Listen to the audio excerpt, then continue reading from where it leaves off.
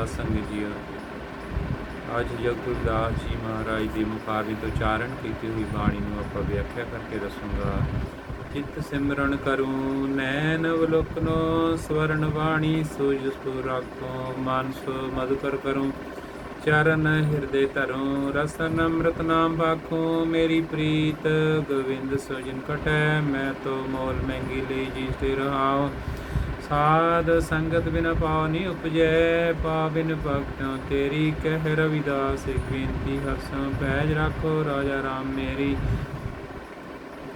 ਜਗਤ ਗੁਰਦਾਸ ਜੀ ਮਹਾਰਾਜ ਮਾਨਵਤਾ ਨੂੰ ਪਰਮਾਤਮਾ ਨਾਲ ਐਸੀ ਆਨੰਦਮਈ ਪ੍ਰੀਤੀ ਕਰਨ ਦਾ ਪਾਵਨ ਉਪਦੇਸ਼ ਦਿੰਦੇ ਹਨ, ਜਿਸ ਪ੍ਰੀਤੀ ਵਿੱਚ ਜੀਵ ਚਿੱਤ, ਅੱਖਾਂ, ਕੰਨਾਂ, ਜੀਵਾ ਅਤੇ ਮਨ ਕਰਕੇ ਪਰਮਾਤਮਾ ਦੇ ਨਾਮ ਵਿੱਚ ਰੰਗ ਕੇ ਪਰਮਾਤਮਾ ਵਿੱਚ ਹੀ ਅਭੇਦ ਹੋ ਜਾਂਦਾ ਹੈ। ਮਹਾਰਾਜ ਦੀ ਬਾਣੀ ਹੈ। ਜਗਤ ਗੁਰਦਾਸ ਮਹਾਰਾਜ ਦੇ ਮੁਖਾਰਬਿੰਦ ਤੋਂ ਉਚਾਰਨ ਕੀਤੀ ਬਾਣੀ ਮੈਂ ਤੁਹਾਨੂੰ ਵਿਆਖਿਆ ਕਰਕੇ ਸੰਗਤ ਜੀ ਸੁਣਾਵਾਂਗਾ। ਚਿੱਤ ਸਿਮਰਨ ਕਰੋ ਨੈਣ ਅਵਲੋਕਨੋ, ਸਵਰਨ ਬਾਣੀ ਸੋਜ ਸੋ ਰਾਖੋ।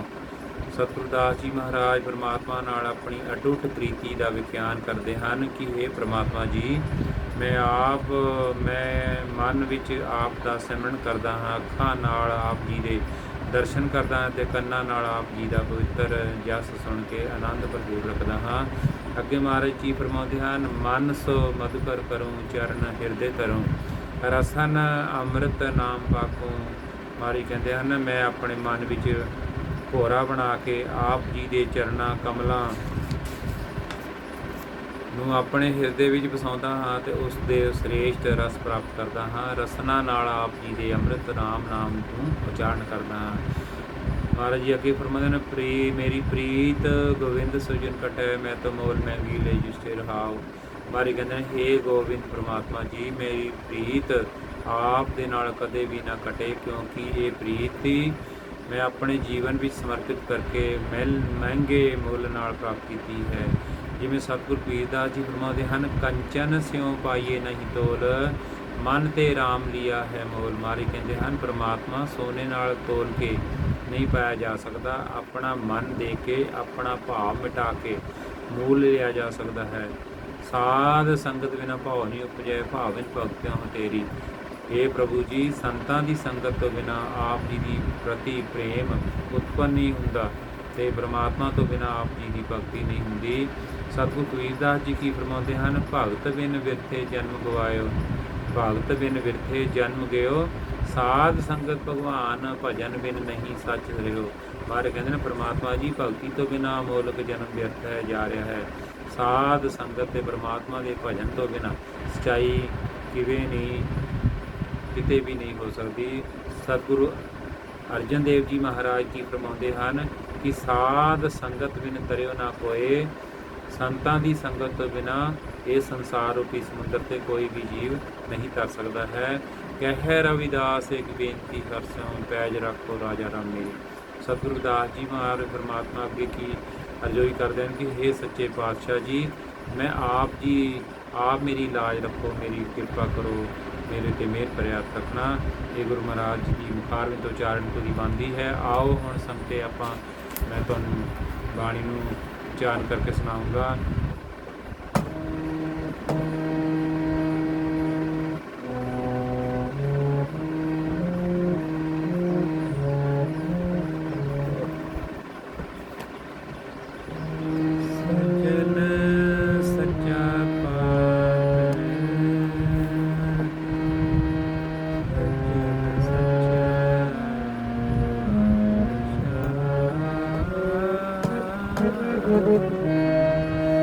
ਸੱਜਣ ਸੱਚਾ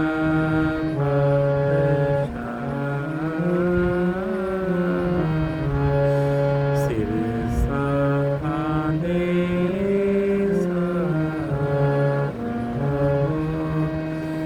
ਜਿਸ ਪਾਸ ਬੈਠਿਆ ਸੋਈ,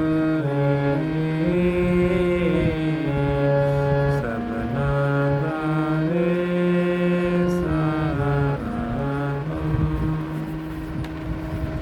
ਇਸ ਬਾਸ ਬੈਠਿਆ ਸੋਈ, ਸਭਨਾ ਦਾ